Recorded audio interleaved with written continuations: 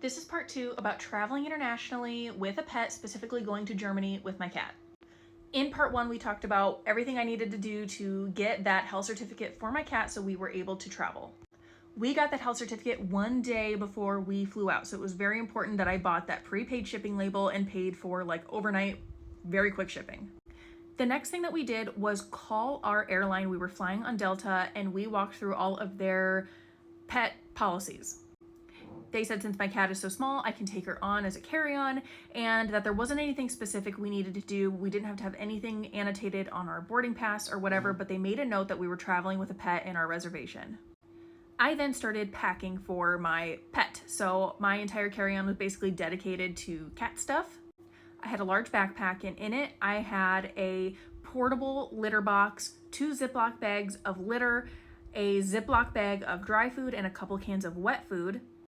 I also had a Ziploc bag that had some of those like puppy pee pads, some cleaning wipes, some liners for the portable litter box, and I also had a leash and a harness.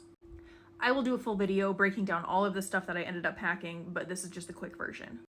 I also had in an envelope all of her documents, so it was very easy to grab it out and have them ready to go.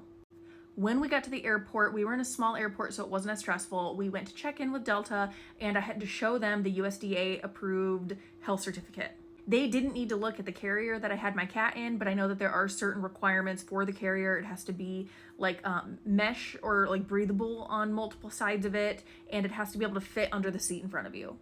This is the carrier that I had for my pet. They put a little Delta tag on it, and I also shoved a little pee pad in there.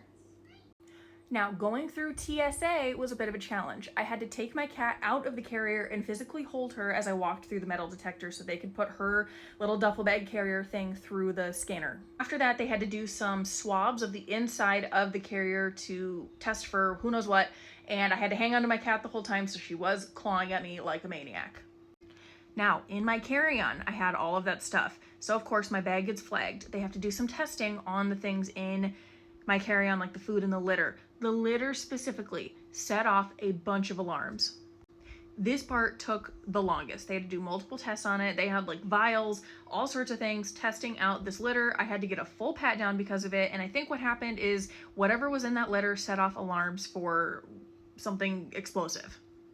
So they ended up throwing the litter away. I had brought, I think, an Arm & Hammer branded litter. Do research into the type of litter that you're going to be bringing before you go. Stay tuned for part 3.